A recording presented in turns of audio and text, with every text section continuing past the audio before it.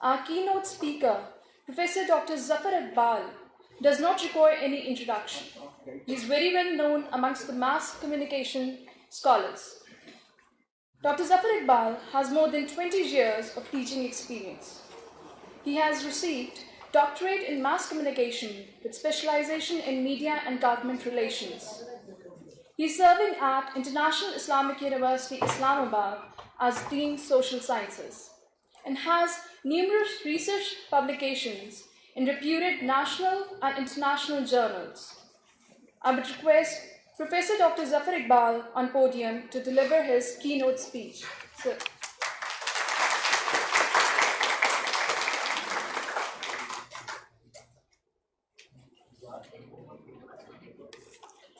أعوذ بالله من الشيطان الرجيم بسم الله الرحمن الرحيم.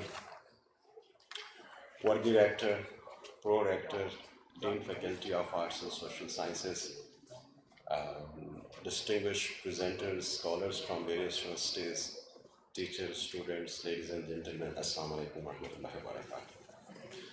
I believe that you have a wide array of discussions following this session, inshallah ta'ala, in different parallel groups. You will be discussing, of course, a lot of very important issues that relates to mass communication education, role of technology in mass communication. So I hope that will give you a lot of knowledge to understand that what kind of state is there in the contemporary world about mass media. When I was thinking about it, that what I have to deliver as a keynote speaker today, so I came to this thing that the best would be that I should be giving you the national outlook of media in Pakistan, so that should help you understand what kind of media are operating in Pakistan, and what kind of situation could be there that could be scholastically understood. So my concern today, our thrust of my talk today will be a little on the situation of mass media in Pakistan. Contemporarily, media are not mere technological institutions, they are fourth pillar of any democratic society, cultural industries, weapons of mass deception, sources to promote and create national integrity, cohesion, and cultural hybridity. Besides, they are the first line of defense against the enemies in hybrid and fifth generation warfare. Nonetheless, significance of mass media's traditional roles like surveillance of government and elite structures, transmission of mass culture, production of educated and informed citizenry, and a liaison between the state and masses can hardly be overemphasized in the current social and media-dominated environment. Rather, emergence of new technological tools like social media has constructed a real global village, which once envisaged and visualized by Marshall McLuhan in 1960s. At the same time, it has also necessitated to view the media and its power in a rather different way and repose the government's responsibility to use its unleashed power for their benefits. Else, they could prove to be the enemy tools within our system and can play havoc.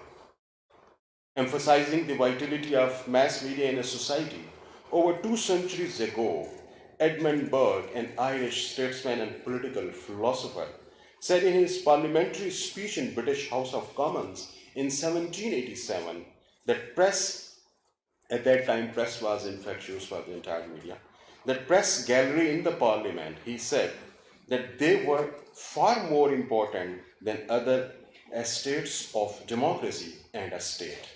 His saying fortified what used to be articulated by John Stuart Mills in his remarkable literary contribution on liberty and John Milton in Areopagitica. Contemporarily, technologically driven societies are far more prone to media influence and impacts than what was ever imagined. Realizing the potential of media's role in making or marring a state, thus developed what devised two-pronged media liberties. Freedom of media to serve as a watchdog for government activities and functionaries, and responsibility of the media to protect and promote the state and institutions.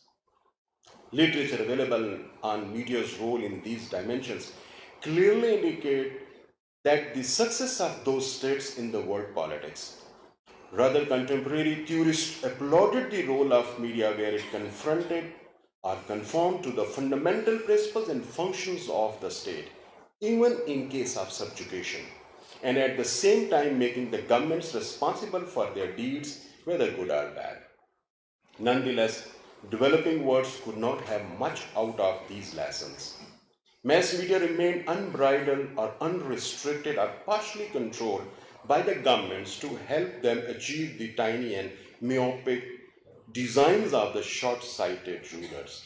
The worst side of this grim reality was letting the mass media, which is nothing but the fourth pillar of a state, to be ignorant of its fundamental role for the state and society.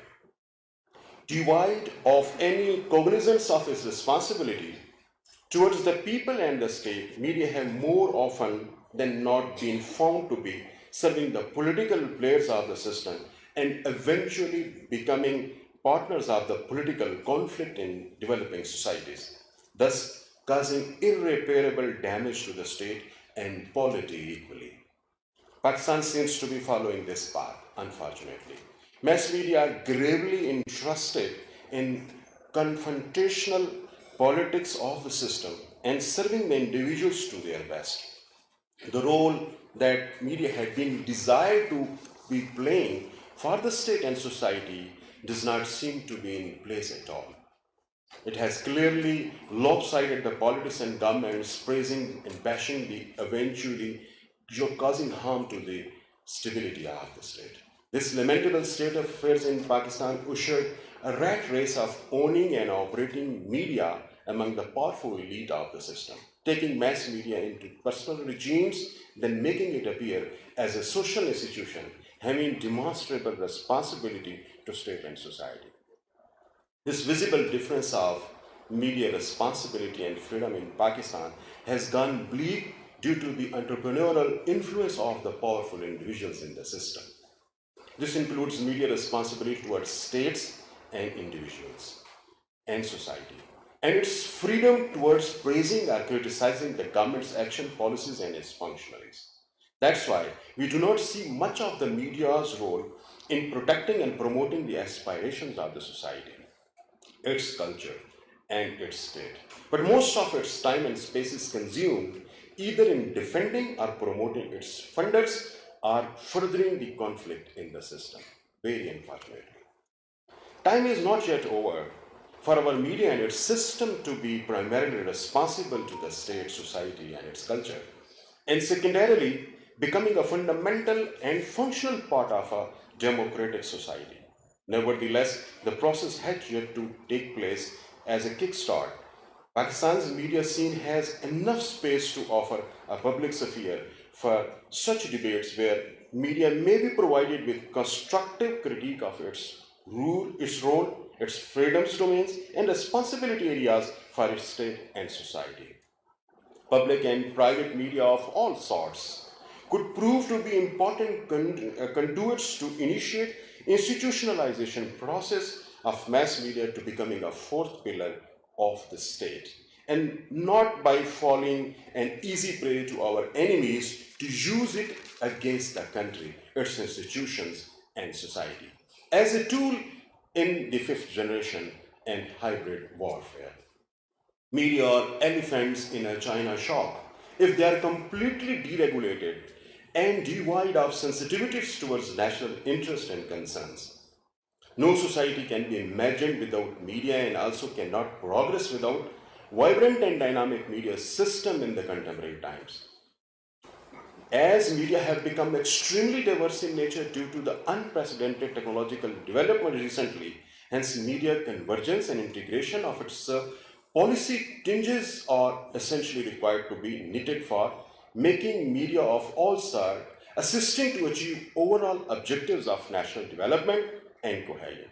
Such an approach requires a broader vision to regulate and progress mass, social, and digital media in a coherent fashion to accrue and harvest its yielding effects for the benefits of the state, government, and society equally. I trust that such conferences and debates would pave a way for making our mass media working for its people, government, and the state. At the end, I would like to thank again Foundation University, organizers of the conference, and my mentor professor, Dr. Fazl Rahim Khan, for giving me an opportunity to speak my heart out a few lines on the state of affairs of media in Pakistan. Thank you very much.